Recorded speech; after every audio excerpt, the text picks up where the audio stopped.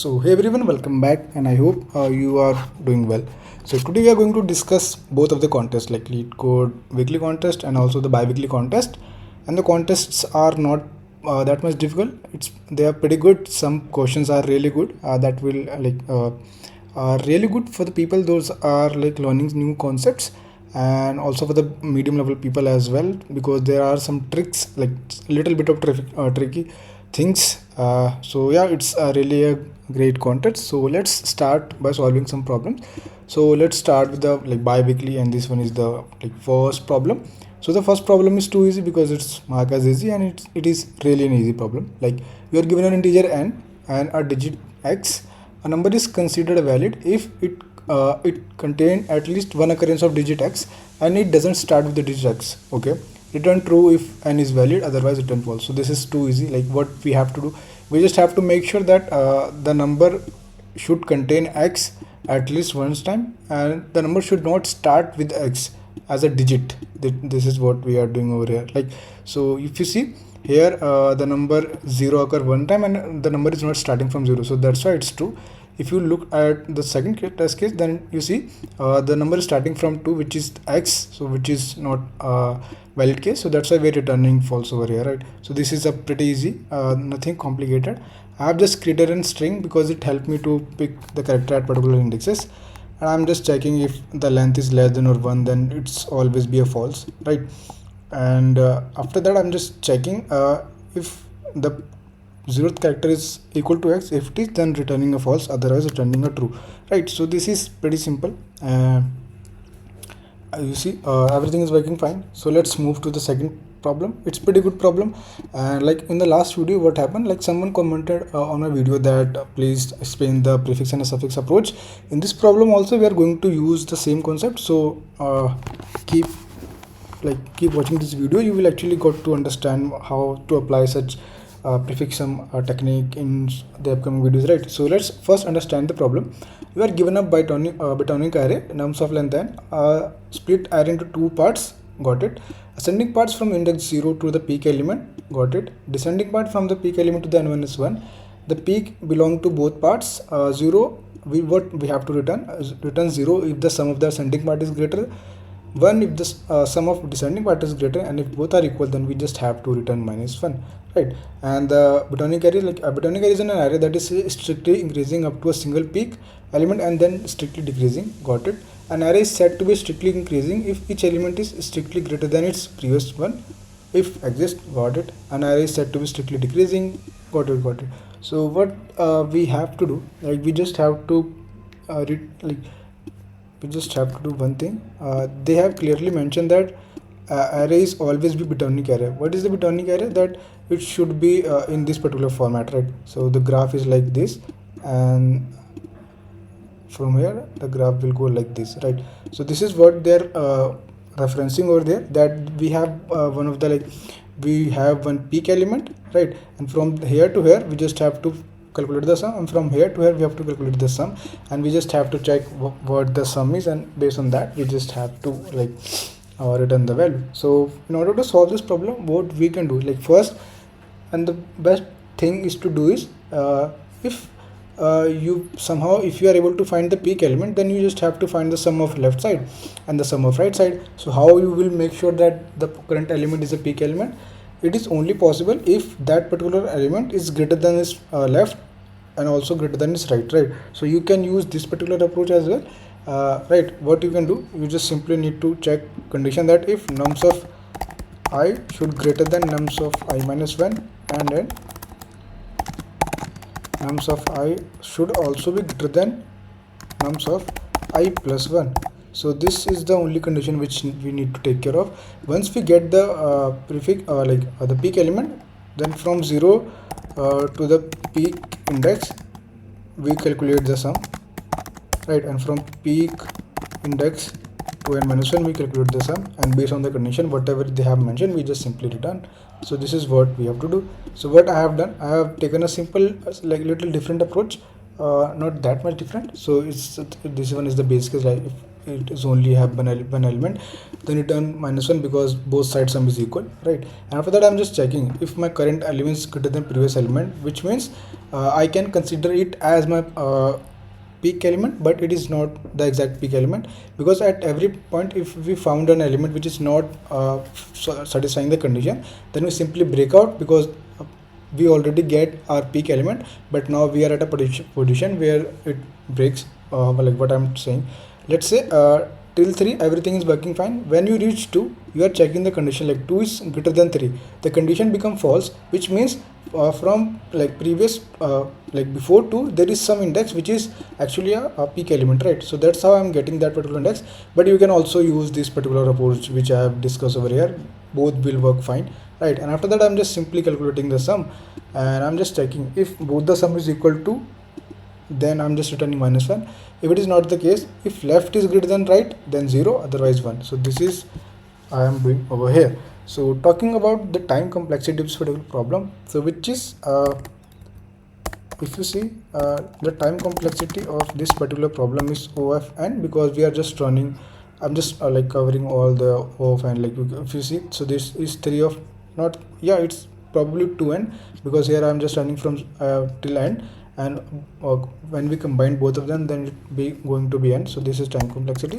And space complexity, we haven't taken anything, so which is O of 1. So this is about the second problem. It's a really good problem. Yep, not that much difficult, but yeah, interesting problem. Let's move to the biweekly first problem, what the problem is, right? So here we are actually going to use that particular fundamental, and why we use, let's discuss over here. So we are given an integer array nums, right?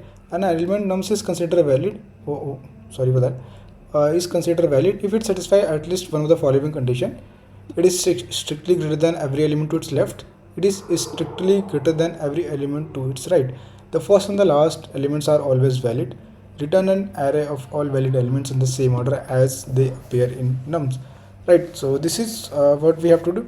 We just have to calculate if the element exists, either of these conditions satisfied, then we simply make sure that okay, this is the element which we are actually looking for, right? So what's the brute force approach? So brute force approach is look like if I just copy it from here. So if you see what the brute force is, at every point what we can do, like simply we just consider from every element, right? And at every point, let's say we just have to run to loop from, let's say 0 to less than I, right? And similarly from int j is equal to I plus 1 to j is equal to n, right? And just simply have to check if all the elements in this particular range is less than my current, and same for this. If both conditions are satisfied, then this is going to be a part of my answer, right? So if you see the time complexity while using this approach is going to be O of n square, right? And the one important thing which I'll tell you, that whenever you see some sort of operation where from like you have to calculate something from 0 to like till ith index, and from ith index to till n-1, so whenever you get some kind of requirement, always think about some like the first thing you can how you can actually come up to that particular approach, right? So you see you cannot use this particular approach because the constraints are pretty high, right? So your approach is going to give a type or like TLE, right? So this is not going to work. So you need something called like O of n operation, right? Through which you can able to solve this particular problem in optimized way. So how you can come up with this approach, right? So whenever you see these kind of pattern, like from you are getting something, so always think about prefix and suffix array technique. This is the heart, like this is the core thing. This is the pattern. Whenever you see, it's always be a prefix and a suffix array, right? So let's discuss about like how we can apply over here. So you know what I have to I just have to make sure to I have to condition. If any of the condition is satisfied, that element is fulfill my requirement, right? Either it should be greater than all the left element, and it should be greater than all right element. So if any of the conditions satisfy, which means my current element is actually a element which I am actually looking for, right? So what I can do, like if you see, we are at every index we're just iterating over left and right. What if at of one operation we get that particular value? So for that we do a pre-computation.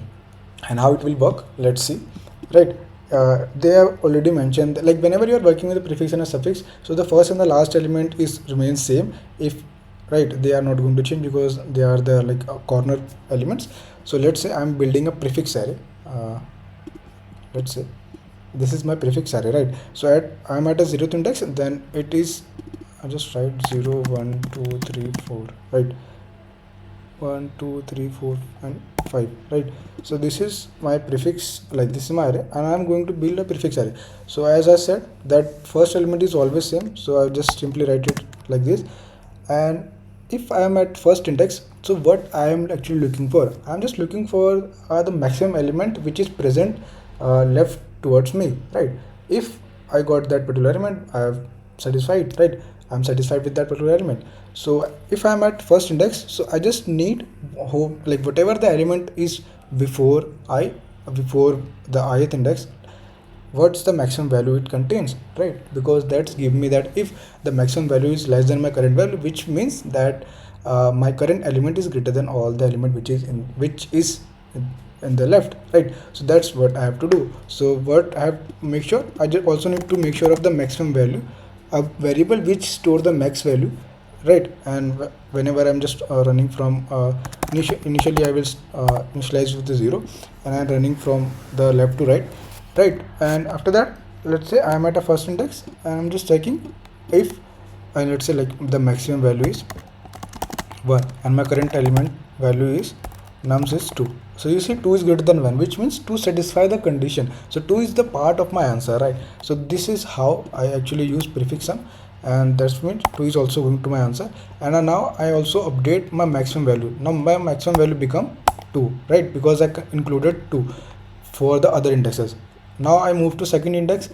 At second index I will check if what is the current element is 4. If it's greater than maximum, yes it is, so this is also going to be a part of my answer, right? Now I have just updated my maximum to 4 because 4 is maximum.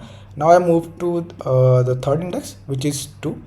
If you see, 2 is not greater than the maximum value, which means it is not going to contribute, or it is not be the part of our result, right? So we are simply at 4 because through this we are actually building a prefix array, right? And maximum variable is helping us to build that particular element, right? So this is it. And when I move to the third index, this is not the sorry, for the fourth index, that's 3 is also not greater than 4, so then it is also 4. And then we move to 5, then it is also not greater than 4, so we simply write 5, right? So this is our prefix array, which store the maximum value till ith position, right? So this is how our prefix arrays look like. And what about the suffix array? Exact same thing we have to do for this as well, right? So for the suffix array, we just have to apply this operation from the back, right? So instead of max is initially max contain 2, and our nums start from the fourth index, right? And just check if and you know that the last index is always going to be a part of our result. So we start from here, like the last index is 2, so 2 is our answer.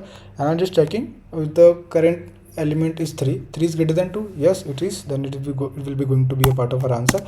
Then we simply update maximum to 3, right? And now our index move to 3. At third index we have 2 is greater than max, no, so we are going to write 3 and then 4 4 4. So this is how the prefix and suffix arrays look like. And at every point we just have to check either on prefix array or either on suffix array, if my current element is greater than any of them, that is going to be contribute for my answer, right? So if you see the code, it is exactly what I have discussed. So I just created a 2 array.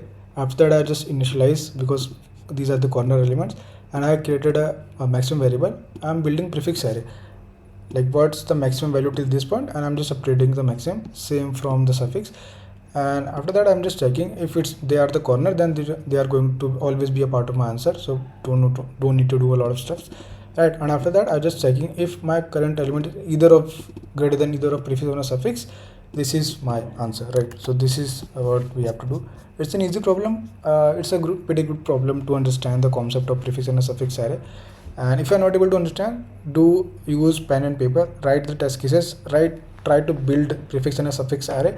That will give you a clear idea about what exactly is happening behind the scene, right? So this is about the first problem on Biweekly contest. Now the second problem, it is little tricky, but yeah, it's also a pretty good problem. So important thing here is read every statement carefully, because sometimes what happen, we miss some detailed explanation and detailed meaning, which causes us to not able to solve the problem and maybe like move to a wrong direction. So be careful while reading the problem. So you are given a string S consisting of lowercase English characters. Rearrange only the vowels in the string so that they appear in a non-increasing order of their frequency. If multiple vowels have the same frequency, order them by position of their first occurrence in S. Okay, return the modified string. And okay. So what they are mentioning, that we just have to, like, we have a string which contains the vowels, right? And we have to reorder the vowels based on their, like, it's based not vowels, based on their frequency, right? And if two vowels have the same frequency, in that case we use the index of the one which occurs earlier, right? So this is what we have to do. So there is some number of steps included. So what first, we need a count of characters. For that we can use map. Second, we need something which gives us the character in a maximum, the character which have the maximum frequency. So in order to do that, what we can do, we can use another data structure which is priority queue, right? It will give you the character based on the frequency, and after that I simply store the elements from the map inside an array list, such that while iterating, whenever we get a vowels, we just simply replace the value, right? So this is the step. These are the steps which are going to use. Just understand through a code. I think it will be more better to understand.